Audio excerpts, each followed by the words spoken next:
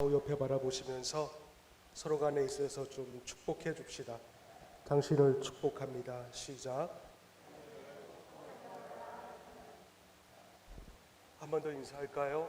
주 안에서 사랑합니다. 시작.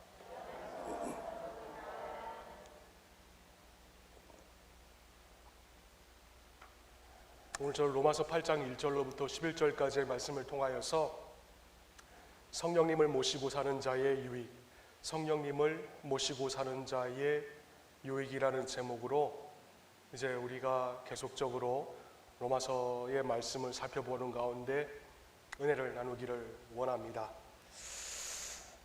로마서, 마틴 루터는 로마서를 가리켜서 성경의 66권 가운데 진주 가운데 진주라고 이야기를 하였습니다. 그리고 그 진주 가운데 사파이어는 바로 오늘 우리가 이제 살펴볼 로마서 8장이라고 마틴 루터와 칼빈은 이야기를 할 정도입니다. 오늘 본문의 말씀은 처음부터 여러분들에게 축복을 해주고 있습니다. 뭐냐면은 예수님을 믿는 자에게 놀라운 축복이 믿는 자에게 기다리고 있다는 것을 제시하고 있습니다. 그건 다른 것이 아니라 바로 예수를 믿는 자는 두 번 다시는 정죄함을 받지 않는다라는 것입니다. 본문의 1절 말씀 다 함께 한번 읽어보겠습니다. 시작. 그러므로 그리스도 예수 안에 있는 사람들은 정죄를 받지 않습니다. 아멘. 직설적으로 좀 표현한다면은 예수를 믿으면 어떤 죄를 지어도 그는 심판받지 않는다라는 것입니다. 그리고 지옥 가지 않고 하나님의 자녀된 그 신분 또한도 잃어버리지 않는다라는 것이에요. 여러분, 우리가 지금도 이 11시 16분에 이토록 놀라운 은혜를 받고 누리고 있습니다. 근데 중요한 게 있어요. 그게 뭐냐면은 이 말씀은 우리가 반대로 예수를 믿어도 죄를 짓게 된다라는 사실을 우리에게 입증해 주고 있다라는 것입니다. 그러니까 죄를 짓는 입장에서는 정죄받지 않는 그 은혜가 매우 값지고 비싼 것입니다. 그러나 안타까운 것은 많은 그리스도인들이 이 점을 좀 실감하지 못하는 것 같아요. 왜냐하면은 여러분, 우리는 믿음으로 말미암아 예수를 구주로 시인하면 우리 안에 예수님이 들어와 살아계십니다. 그리고 이 예수님을 통하여서 우리 안에 그분의 영인 성령을 우리에게 더하여 주셨습니다. 그리고 그 영이 내 안에 살고 계시니까 성령이 함께 계시지 않는 그 삶의 갈급함이 많은 이들이 좀 모르고 깨닫지 못하기 때문에 그런 것 같습니다. 여러분, 영적인 사람은요, 성령이 내주하지 않으시면은 삶의 기쁨을 회복할 수가 없습니다. 영적인 사람은, 성령의 사람은 성령이 내주하지 않으시면은 안식을 누릴 수가 없습니다. 그래서 성령이 없는 사람은 매사 두려움과 불안과 좌절과 낙심과 낭만 가운데 살기 때문에 삶의 기쁨이 얼굴에 묻어나지 않는 것이에요. 삶의 기쁨이 없으니까 어떻습니까? 기쁨이 없으니 마음의 기쁨이 없는 것은 당연한 거고, 그 대신에 그 자리에 누군가를 항상 미워해야 되기에 성령이 계신 그 자리에 성령님을 빼고 미워하는 그 사람으로 대체를 합니다. 그래서 이런 분은 자기 자신을 스스로 지켜내야 됩니다. 그래서 매사 스스로 결정을 해야 되기 때문에 애를 쓰고 심지어는 결국에는 영적인 피곤함까지 느끼게 되고 마는 것이에요. 그런데요, 예수 그리스도를 영접하고 마음속에 성령이 내주하시는 분은 다릅니다. 그분은 항상 편안하고 항상 소망이 있으며 항상 얼굴에 기쁨이 가득한 것이에요. 그래서 베드로전서 5장 7절 말씀에 보시면 사도 베드로가 이렇게 이야기하고 있습니다. 여러분의 걱정을 모두 하나님께 맡기십시오. 하나님께서는 여러분을 돌보고 계십니다 라고 하였습니다. 그래서 여러분, 믿는 자는 정죄가 없습니다. 그리스도인은 항상 소망으로 가득 차고 항상 기쁨으로 가득 차 있는 자들입니다. 왜냐하면 오늘 본문에 바울이 이 사실을 우리에게 입증해 주고 있습니다. 2절 말씀 다 함께 한번 읽어봅시다. 시작. 그것은 그리스도 예수 안에서 생명을 누리게 하는 성령의 법이 당신을 죄와 죽음의 법에서 해방하여 주었기 때문입니다. 아멘. 때문에 여러분, 이제는 우리에게 적용되는 법이 달라졌습니다. 예전에는 우리 모두가 죄와 죽음의 법 아래 있었던 자들이었습니다. 그래서 죄를 지으면 영적으로 하나님과 단절됨으로 죽는 것입니다. 메말라 죽는 거지요.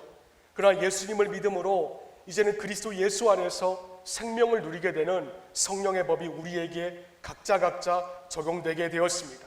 때문에 예수님의 십자가에서 이루신 죄사함과 여러분들의 마음에 오신 그분의 영인 성령님으로 인하여서 여러분들은 결코 정죄함을 받지 않게 되었습니다.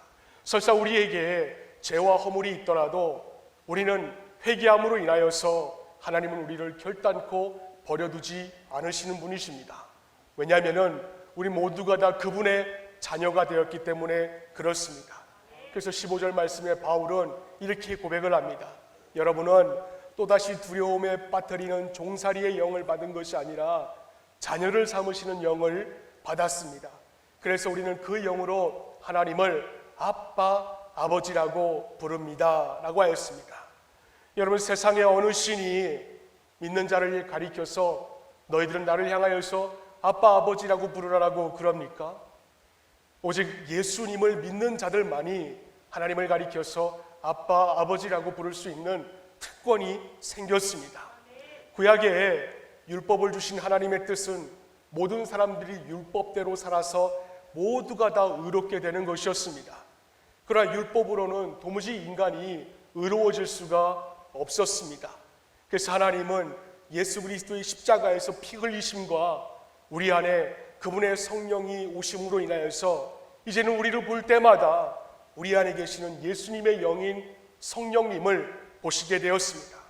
그리고 하나님은 우리 안에 오신 예수님을 통하여서 여러분들을 볼 때마다 그분의 아들이 보이니 이제는 여러분들이 의롭지 않아도 예수님 때문에, 당신의 아들 때문에 의로운 사람이 되었다라고 선포하셨습니다. 그래서 본문의 3절과 4절 말씀에 바울은 육신으로 말미암아 율법이 미약해져서 해낼 수 없었던 그 일을 하나님께서 해결하셨습니다. 곧 하나님께서는 자기의 아들을 죄된 육신을 지닌 모습으로 보내셔서 죄를 없애시려고 그 육신에다가 죄의 선고를 내리셨습니다. 그것은 육신을 따라 살지 않고 성령을 따라 사는 우리가 율법이 요구하는 바를 이루게 하시려는 것입니다 라고 한 것입니다. 여러분, 하나님은 여러분들을 구원하고 하나님은 여러분들을 당신의 자녀로 만들기 위하여서 오늘 이 3절과 4절 말씀에 있는 대로 자기의 아들을 죄된 육신을 지닌 모습으로 보내시고 그 육신에다가 죄의 선고를 내리신 것입니다. 여러분, 여러분들의 목숨의 값어치는 바로 그분의 아들의 값어치보다 귀하다라는 것이에요. 그러니까 이것보다도 더 기쁜 일이 세상에 어디 있을까요? 물질의 복을 많이 받아서 부자가 되는 거요?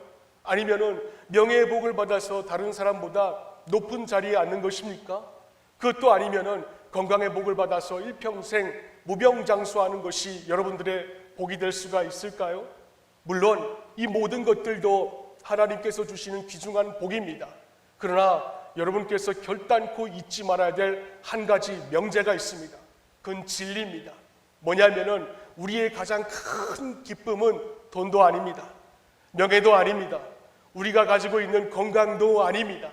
우리의 가장 큰 기쁨은 여러분들이 구원을 받고 여러분들 안에 예수님의 영인 성령님이 여러분들 안에 살아 움직이고 있다는 사실입니다. 때문에 우리는 반드시 그분의 영인 성령님과 어디 가든지 간에 항상 함께 동행해야 될 줄로 믿습니다. 왜냐하면 성령님과 동행하면 우리 내면에 있던 내 자아의 자리가 점점 더 작아집니다. 그것을 우리는 아노미아라고 부릅니다.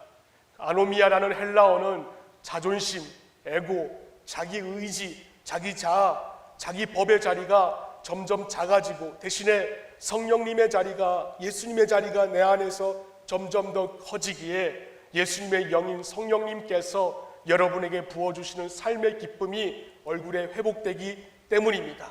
그래서 12절과 13절 말씀해 보시면, 그러므로 형제자매 여러분, 우리는 빚을 지고 사는 사람들이지만 육신의 빚을 진 것이 아닙니다. 우리는 육신을 따라 살아야 될 존재가 아닙니다. 여러분이 육신을 따라 살면 죽을 것입니다. 그러나 여러분이 성령으로 몸의 행실을 죽이면 살 것입니다 라고 한 것입니다. 성령님께서 우리 안에 오셔서 가장 먼저 하시는 일이 있습니다.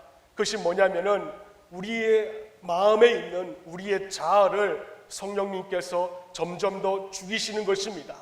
우리는 모두가 다 각자 자기 안에 견고한 진들이 있습니다.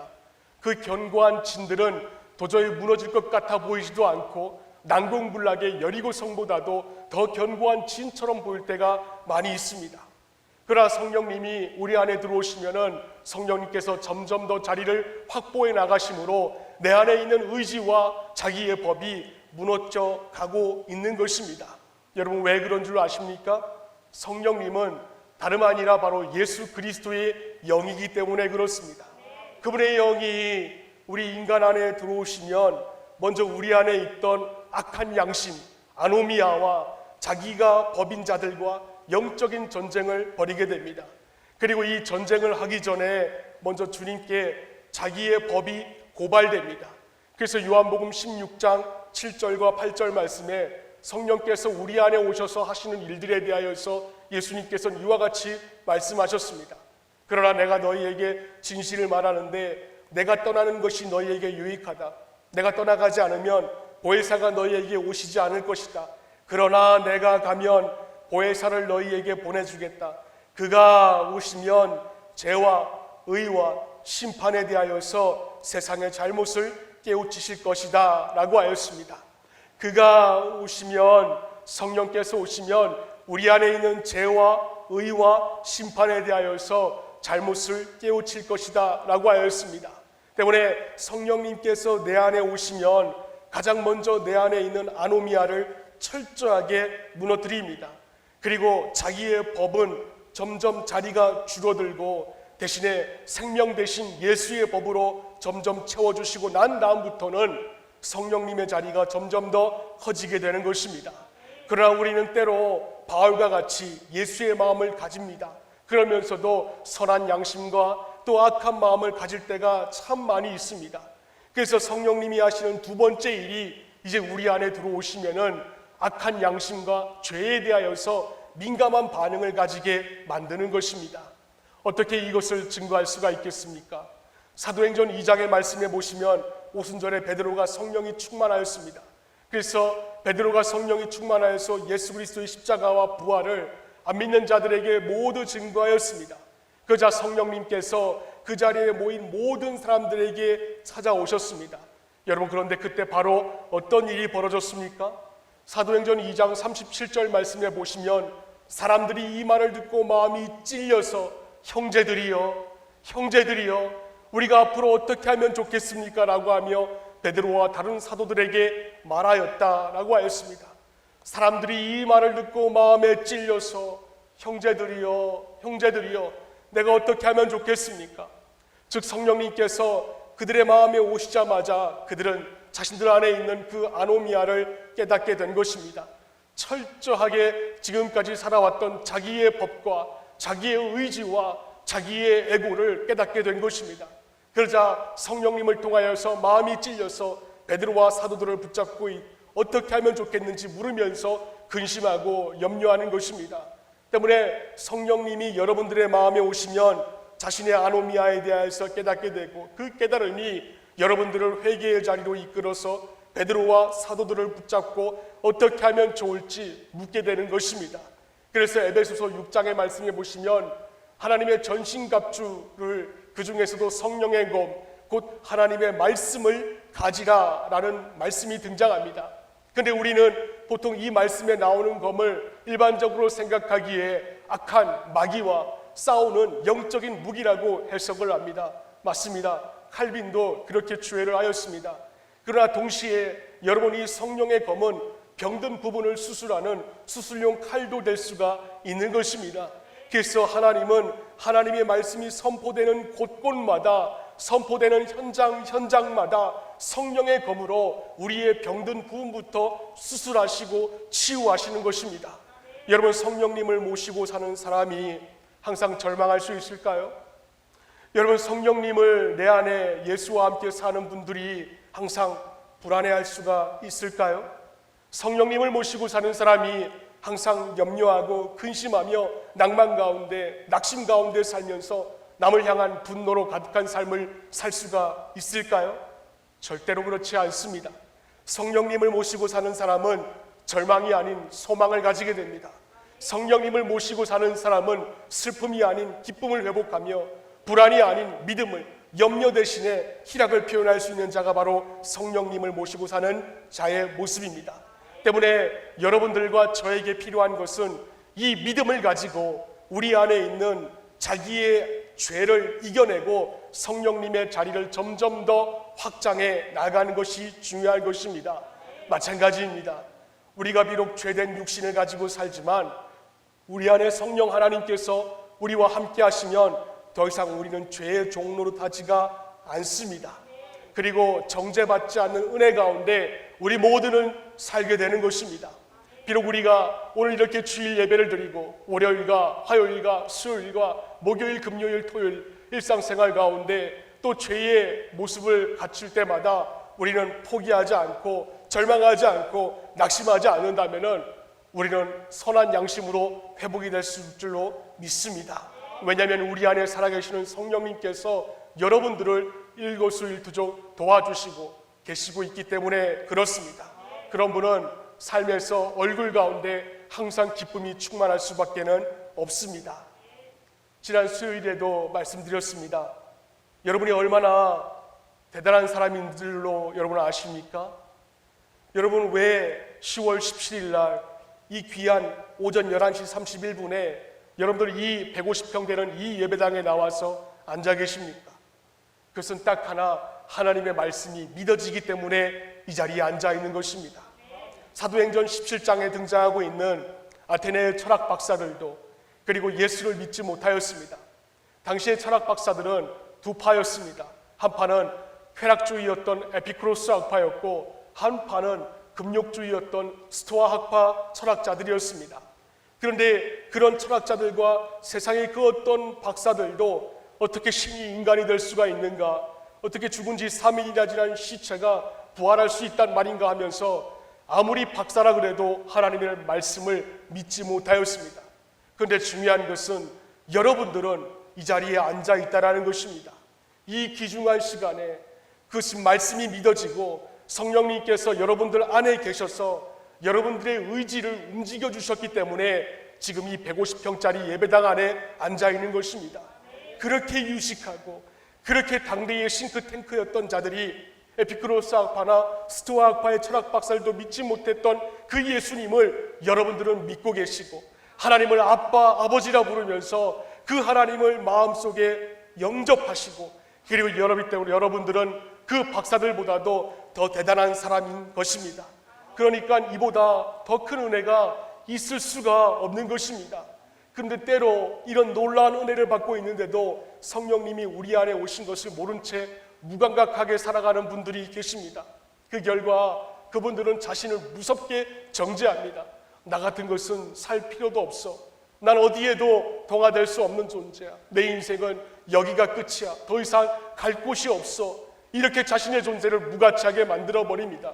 이러면서 자신의 소중한 인생을 아무것도 아닌 것처럼 취급하게 되고 급기야는 쓰레기통에 버려지는 쓰레기만도 못한 취급을 하는 분들이 더러 계십니다. 여러분, 그거 아닙니다.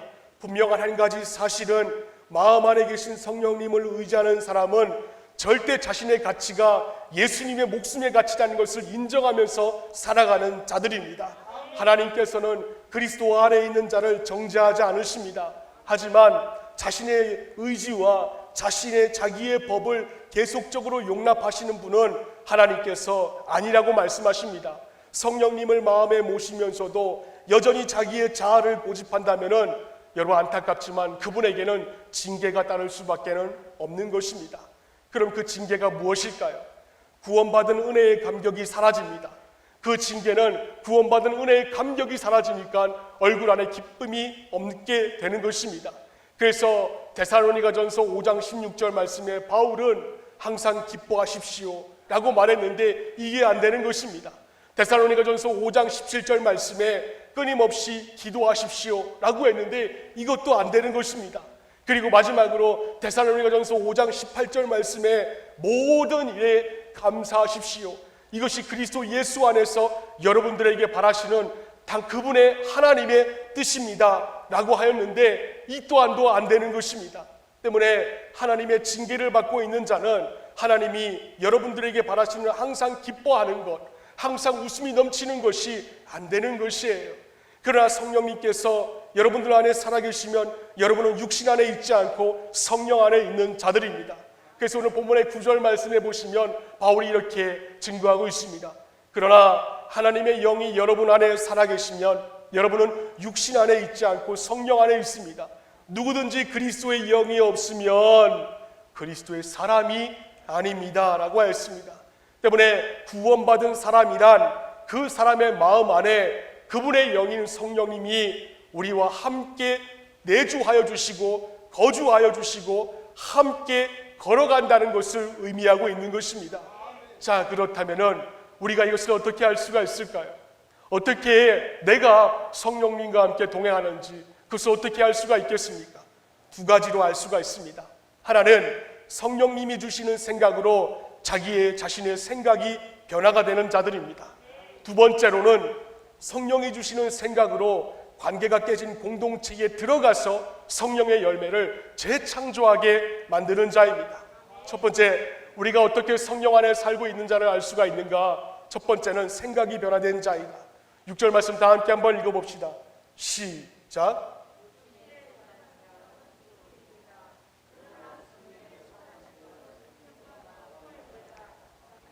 우리가 육신대로 생각하면 살면 그 결과는 죽음이다라고 하였습니다. 그러나 성령님이 내게 주신 생각에도 소원대로 살면은 두 가지 결과를 얻게 되는데 그것은 생명과 평화라고 하였습니다. 여러분, 오늘 본문의 바울이 여러분들에게 전달하고자 하는 생명이 무엇이고 죽음이 무엇이고 평화가 무엇입니까? 여기서 말씀하고 있는 이 생명은 하나님과의 바른 관계 속에 있는 자를 말하고 있습니다. 그래서 하나님과 바른 관계를 연결하고 있는 자는 그 마음 안에 평화가 가득하고 하나님과 연결됨으로 그 영혼에 주시는 하나님의 평화를 일컬어 말씀하고 계시는 것입니다. 그러기에 하나님은 우리를 변화시켜 주시길 원하십니다.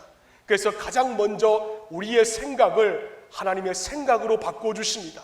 죽음에서 생명으로, 부정적인 생각에서 하나님의 평화로운 생각으로 하나님께서는 우리 안에 들어와서 바꾸어 주시는 것입니다.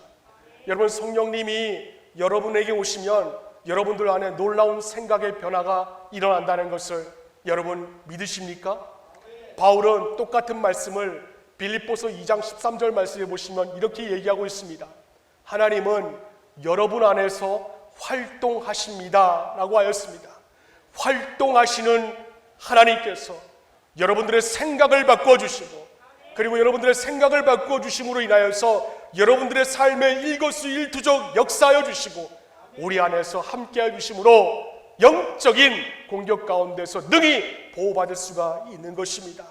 그래서 성령님께서는 빌립보서 2장 13절 하반절 말씀에 여러분으로 하여금 하나님을 기쁘게 해드릴 것을 염원하게 하여 주시고 실천하게 하시는 분입니다 라고 한 것입니다.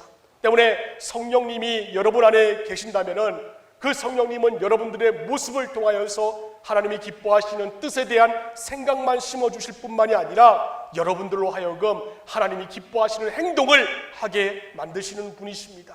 때문에 성령님이 주시는 생명과 평화가 마음에 묻어있는 자는 얼굴의 기쁨으로 드러날 수밖에 없는 것입니다.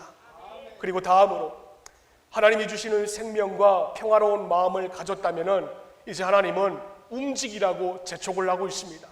두 번째, 성령님 안에서 생명과 평화로운 마음을 가진 자는 일부러라도 깨진 공동체에 들어가서 성령의 열매를 맺게 하라고 하고 있습니다. 5절 말씀 다 함께 한번 읽어보겠습니다. 시작. 육신을 따라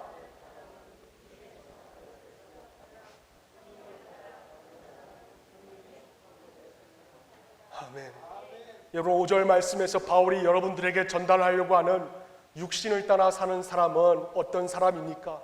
육신을 따라 사는 사람은 바울이 갈라디아서 5장 19절과 20절 말씀에 정의하고 있습니다. 그 말씀에 보시면 육체의 행실은 훤히 드러난 것들입니다. 곧 음행과 더러움과 방탕과 우상숭배와 마술과 원수매증과 다툼과 시기와 분냄과 분쟁과 분열과 파당과 질투와 술취함과 흥청망청 먹고 마시는 노름과 그와 같은 것들입니다 라고 하였습니다. 때문에 오늘 본문의 5절 말씀에서 바울이 전달하고 있는 육신을 따라 사는 사람은 갈라디아서 5장 19절과 20절 말씀에서 주장하고 있는 원수맺음과 다툼과 시기와 분냄과 분쟁과 분열과 파당과 그와 같은 것들이라는 것입니다. 즉 바울이 본문 5절에서 전하는 육신을 따라 사는 자는 갈라디아서 5장에서 바울이 전하고 있는 육체 행실을 따라 사는 자들과 똑같은 단어를 사용하고 있습니다. 때문에 여기서 바울이 전하는 성령에 속한 것은 우리가 잘 알고 있는 성령의 9가지 열매를 깨어진 관계 속에 들어가서 맺는 열매를 가리키고 있는 것이에요. 천안에 가시면 백석대학교라고 있습니다. 신학대학교입니다. 백석대 신약학 교수인 홍인규 교수님이라는 분께서 그의 책 로마서를 어떻게 읽을 것인가라는 책에서 이 말씀을 다음과 같이 전하고 있습니다.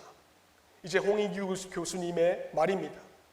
육신을 따라 사는 사람은 육신에 속한 것을 생각하나 성령을 따라 사는 사람은 성령에 속한 것을 생각합니다 라는 말씀 속에 생각하다라는 동사는 단순히 인간의 머리로만 어떤 일을 생각하는 것이 아니라 전인격적으로 어떤 목표를 지향하고 있는 것을 말한다. 그러므로 성령을 따라 사는 자들은 그리스도의 지배 영역 안으로 이동한 자들로서 성령의 일에 집중하는데, 이것은 갈라디아서 5장의 성령의 9가지 열매를 깨어진 관계 가운데서 열매를 맺는 자들을 가리킨다. 그렇기 때문에 성령 안에 속한 것을 생각하는 자는 결과적으로 로마서 8장 6절 말씀에 기록된 평안과 생명을 깨어진 공동체의 성령의 열매로 맺게 하는 자이다 라고 하였습니다. 여러분, 홍인규 교수님이 우리에게 전달하려고 하는 것이 무엇입니까? 성령님께 지배를 받는 자가 있다라는 것입니다. 그러나 성령님께 지배를 받는 자는 예수의 성품이 없는 깨진 무리 안에 들어가서 예수의 성품이라는 열매를 맺게 만드는 자라는 것입니다.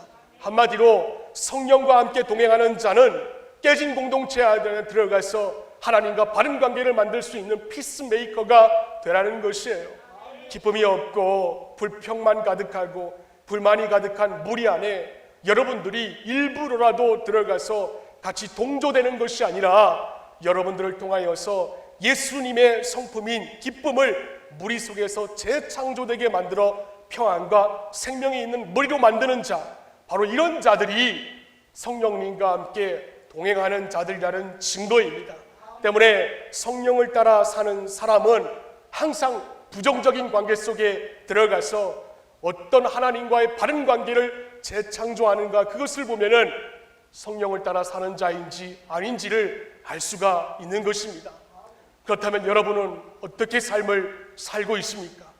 깨어진 공동체 안에 여러분들이 들어가서 그들과 함께 동조되고 동화되고 있지는 않습니까? 아니면 그 깨어진 공동체 안에 들어가서 여러분들이 성령의 9가지 열매를 재창조하는 열매를 맺고 있는 자들입니까? 그래서 바울은 오늘 본문 13절 말씀에 뚜껑을 덮고 결론을 맺고 있습니다. 우리 다 함께 한번 읽어봅시다. 시작. 여러분이 육신을 따라 살면 죽을 것입니다. 그러나 여러분이 성령으로 몸의 행실을 죽이면 살 것입니다. 여러분, 우리가 성령님을 모시고 사는 자들입니다. 그렇다면 우리에게 어떤 유익이 있겠습니까? 다시 한번 13절 하반절 말씀해 보시면, 그러나 여러분이 성령으로 몸의 행실을 죽이면 살 것입니다 라고 하였습니다. 바울이 여기에서 전달하고자 하는 이 살 것이라는 것은 하나님과의 바른 관계가 회복될 것입니다 라고 전하고 있는 것입니다.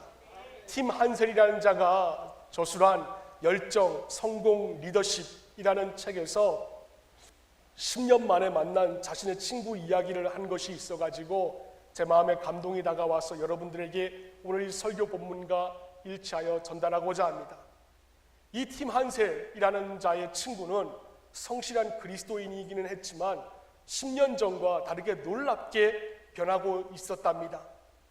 10년 전에는 얼굴에 절망감과 패배감과 슬픔으로 가득했는데 10년 후에 지금은 성령 충만하고 기쁨과 확신이 넘쳐난 친구로 변화되었다는 것입니다. 그래서 팀 한셀이라는 자가 친구에게 묻습니다. 도대체 내게 무슨 일이 있었던 거야? 그러자 그 친구가 말합니다. 로마서를 다시 읽으면서 내가 정말 죄인이라는 것과 성령님께서 내 안에 오셨음을 깨달은 후부터 나는 변하게 되었어. 그러자 팀 한셀이 말합니다. 그건 전에도 마찬가지였잖아. 맞아. 나는 항상 죄인이라는 것을 알고 있었어. 근데 예전에는 나는 크리스찬이니까 더는 죄를 지으면 안 돼 라는 생각에 죄를 지으면 며칠 동안이나 나를 저주하고 했어. 근데 로마서를 읽고 나서 두 가지 중대한 사실, 즉 나는 죄인이고 앞으로는 또 죄를 지을 수밖에 없다는 것을 알게 된 거지. 나는 언제나 이기적이고 죄를 선택하게 될 거라는 거야. 그 후부터 나는 죄를 범해도 숨기거나 하나님 앞에서 좌절하지 않게 되었어 라고 하였습니다. 근데 여기까지가 우리가 익히 알고 있는 일반적 이야기이고 그 다음에 이 친구가 고백하는 것이 중요합니다. 들어보세요. 근데 나는 이보다 더 놀라운 것을 깨달았어. 그것은 내가 어떤 좋은 일을 했다면 그것은 내가 아니라 내 안에 오셔서 역사하시는 성령 하나님이 하셨다라는 사실이야. 나에게 좋은 변화가 일어날 때마다 나는 그것이 내 안에 살아 움직이고 역사하시는 성령의 능력이라는 것을 깨닫게 되었어. 그 후로 나는 나를 통하여서 성령 하나님이 어떻게 역사해 주시고 내 삶과 우리 가정에 어떻게 행복과 희락을 회복시켜 주시는 재미로 나는 지금도 살고 있어 라고 고백을 하였습니다. 여러분, 다시 한 번 더 말씀드리겠습니다. 나는 그저 그분이 하신 일에 감사하고 그분이 하신 일에 기뻐하며 그분이 하신 일에 놀라며 기대할 뿐이야. 이 친구의 고백에 팀 한셀이 이와 같이 말합니다. 내 친구는 변화되었습니다. 나쁜 사람에서 좋은 사람으로 변화되는 것이 아닙니다. 좋은 사람에서 더 놀라운 사람으로 변화되었습니다. 그는 이전에도 성실하고 도덕적이고 인격적인 크리스찬이었습니다. 그러나 이제 그는 불을 붙이는 사람이 되었습니다 라고 했습니다. 여러분, 우리 교회에 필요한 것이 무엇이 있을까요? 저는 우리 교회에 불을 붙이는 사람이 필요하다고 생각합니다. 성령님이 여러분들을 통하여서 부정적인 공동체에 들어가 그들을 좋은 사람, 착한 사람으로 재창조하는 도구로 여러분들이 쓰임받아야 할 것입니다. 그래서 자기 자신만 불을 붙이는 것이 아니라 여러분들 몸 안에 있는 성령의 불이 남에게 붙여짐으로 인하여서 여러분들이 어디 가든지 간에 놀라운 성령의 사람이 되어야 할 것입니다. 이렇게만 된다면, 여러분의 성령의 사람이 된다면은 여러분 옆에 있는 배우자가 변할 줄로 믿습니다. 그리고 배우자가 변하면 부부관계가 변하고 그것을 바라보고 있는 자녀도 믿음 없음에서 성령 충만한 자로 변하게 될 것입니다. 가정이 변하면 마을이 변하고 마을이 변하면 사회가 변화될 수가 있습니다. 이번 한 주 여러분 어떻게 사실 것입니까? 이제는 여러분 차례입니다. 결단하실 수 있기를 바랍니다. 성령님께서 여러분들을 통하여서 부정적인 의견을 가지고 있는 깨진 공동체 속에 일부러 들어가서 예수님의 9가지 성품을 맺게 하는 성령의 불을 붙이는 사람이 될 수 있기를 바랍니다. 그래서 이번 한 주간 여러분이 가는 곳곳마다 성령의 불이 붙었다라는 놀라운 간증의 현장이 되어서 그 소식을 우리 교회가 접해들을 수 있는 역사가 일어날 수 있는 이번 한 주가 되기를 주님의 이름으로 축원을 드립니다. 하나님 아버지, 감사합니다. 우리가 로마서를 계속 살펴보고 있는 가운데 오늘 본문에 바울이 우리에게 전달하고자 하는 성령의 사람이 무엇인지에 대해서 우리가 잠시 살펴보았습니다. 하나님, 우리가 성령의 불을 이웃에게 붙일 수 있는 사람이 되게 하여 주시옵소서. 이번 한 주간 살아갈 때에 하나님, 내 안의 욕심과 내 의지와 내 자아를 버리지 못하여서 하나님의 법을 부정하지 않게 해주시고 성령께서 살아 움직여 주셔서 죄의 자리에서 선한 양심의 자리로 우리를 이끌어 주시옵소서. 그래서 하나님, 우리가 가는 곳곳마다 성령의 불이 붙었다, 이곳에도 성령의 불이 붙었고 저곳에도 성령의 불이 붙었다고, 내 배우자에게도 성령의 불이 붙었고 내 자녀에게도 성령의 불이 붙었다고, 온 가정이 성령의 바람이 불었다라고 고백할 수 있는 이번 한 주가 되게 하여 주시옵소서. 자기 자신을 철저하게 부정하게 해주시고 자기의 고집과 자기의 자아와 자신의 아노미아를 철저하게 부정함으로 인하여서 대신에 우리 안에 성령의 법이 점점 더 확장될 수 있는 놀라운 역사가 우리 교우들의 마음 가운데 드러나게 하여 주옵소서. 감사드리며 거룩하신 예수님의 이름으로 간절히 기도를 드립니다. 아멘. 우리 다 함께 찬송가